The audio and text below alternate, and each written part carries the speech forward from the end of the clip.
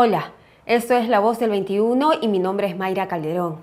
Se acordarán ustedes que ayer en la transmisión del noticiero estábamos hablando sobre este pronunciamiento que ha hecho el Ministerio Público, sus fiscales supremos, fiscales provinciales, en donde prácticamente alzan la voz por las últimas modificaciones que se quieren hacer a través de proyectos de ley en el Congreso de la República. Por ejemplo, la prescripción de delitos de lesa humanidad por un lado, la ley de organización criminal por otro lado, en fin, hay varios movimientos, ya lo hicieron con la colaboración eficaz antes.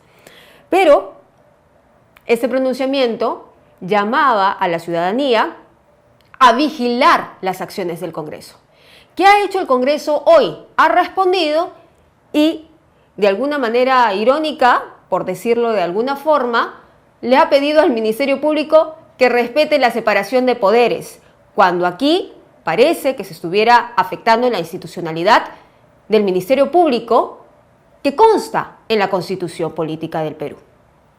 Bien, ya estamos conectados con Romy Chan, abogada penalista, para que nos dé una mirada sobre lo que se está haciendo en el Congreso.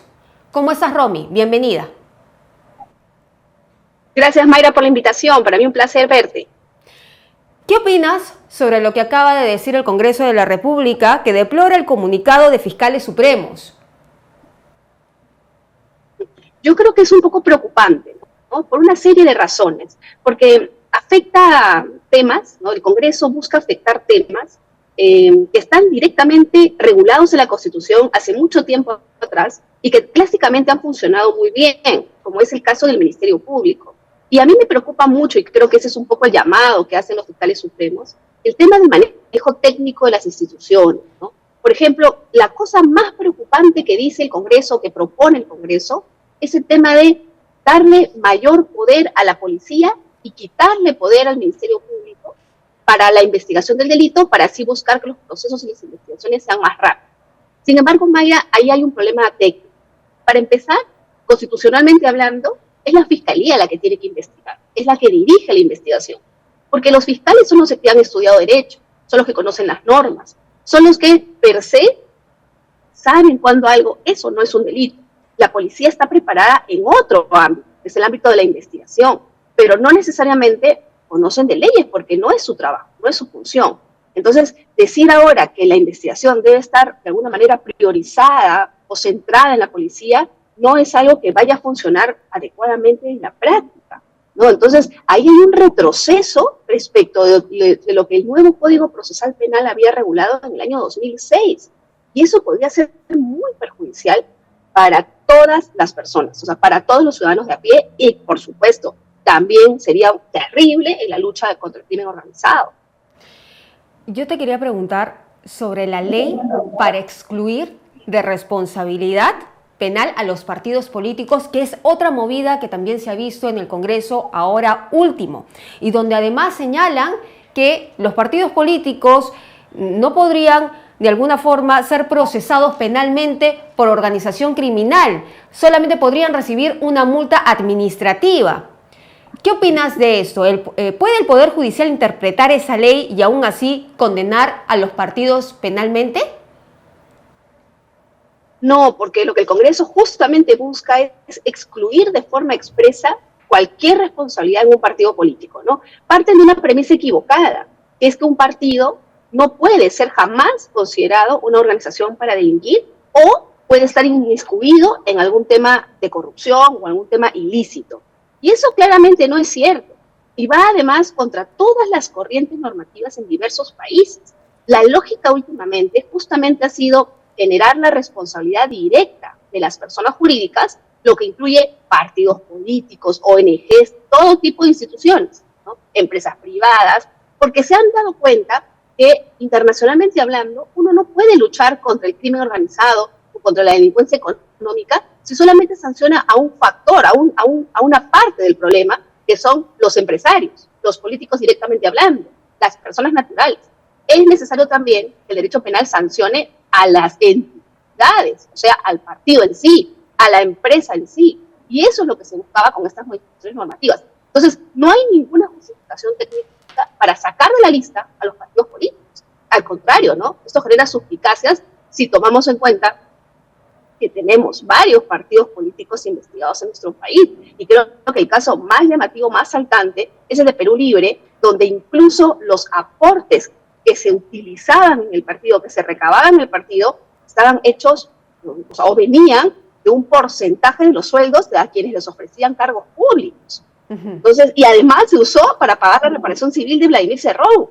¿No? Entonces, ¿por qué un partido va a tener esta corona? ¿En qué se basa eso? No hay ningún fundamento jurídico para ello.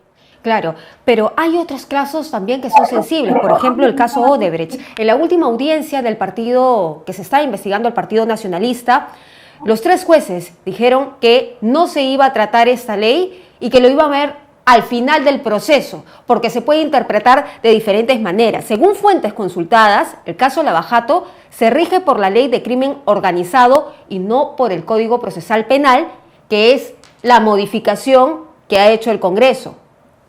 ¿Cómo se podría interpretar entonces? Sí, ahí hay un tema procedimental, pero ojo, hay que tomar en cuenta que no son normas contradictorias. Lo que pasa es que en nuestro país tenemos el Código Procesal Penal, que se aplica para todos los casos, y hay una norma especial que salió, que es llamada Ley de Crimen Organizado, que establecía ciertas técnicas de investigación o ciertas pautas producto de lo complejo de los casos que están vinculados con el crimen organizado. Por ejemplo, te permitía hacer el uso del agente encubierto, te permitía hacer uso de mayores plazos para las prisiones preventivas o para las etapas de investigación, y hacía una serie de elementos que facilitaban a la policía y a la fiscalía las labores de investigación. ¿No? Entonces, no es que sean contradictorios. El tema, pues, es que acá se está buscando hacer de alguna manera la interpretación más restrictiva posible, porque, claro, se entiende que hay pues, como una especie de desazón, ¿no? De caramba, ¿cuánto se cedió frente a Odebrecht, frente a este monstruo de la corrupción? Y al final, ¿qué hemos conseguido, ¿no? ¿En qué hemos avanzado? Hasta les terminamos dando plata, ¿no? ¿Dónde está nuestra reparación? ¿Dónde está el dinero que se llevaron del país? ¿Dónde está la sentencia? ¿No? Todo ese tema. Yo creo que ese es el clamor popular que hace pues, que se busquen pues, estas interpretaciones si huyen un poco extrañas, ¿no? Buscando pues mantenernos a lo más a raya posible.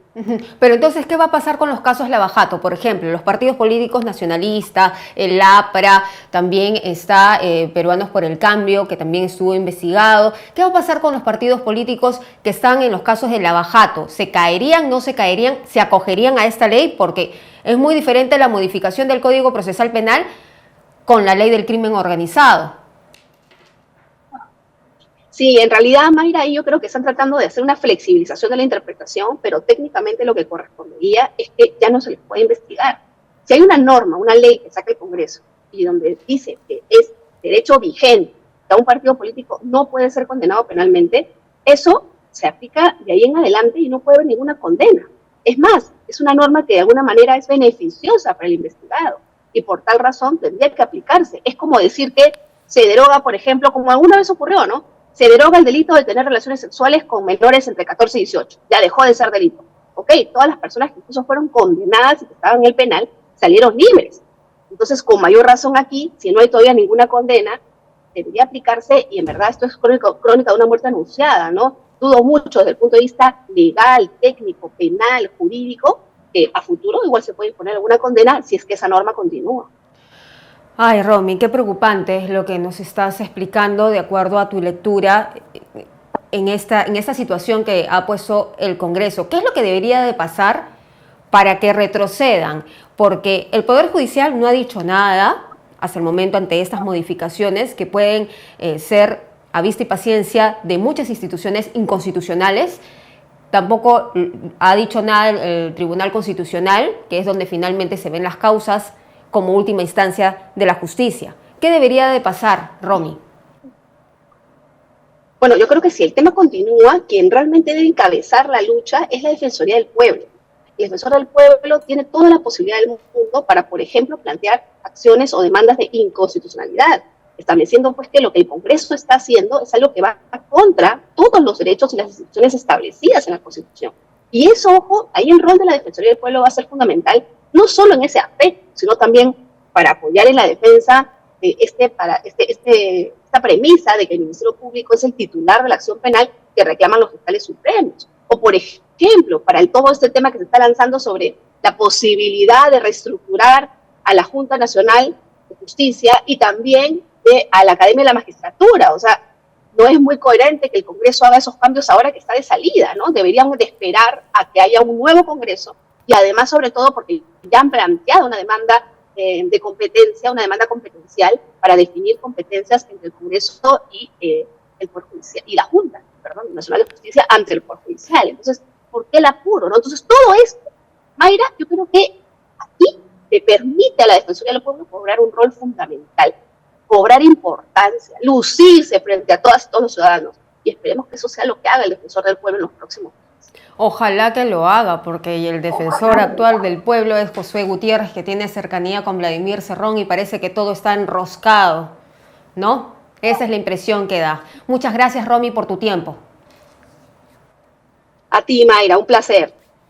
Buenas tardes. Bien, era entonces la abogada penalista Romy Chang, que estaba emitiendo opinión sobre las modificaciones que viene realizando el Congreso, el pronunciamiento de los fiscales supremos, lo que ha dicho hoy día el Congreso y, por supuesto, la modificación que excluye a los partidos políticos de un proceso penal. Vamos a ver en qué queda esta situación. Regresamos.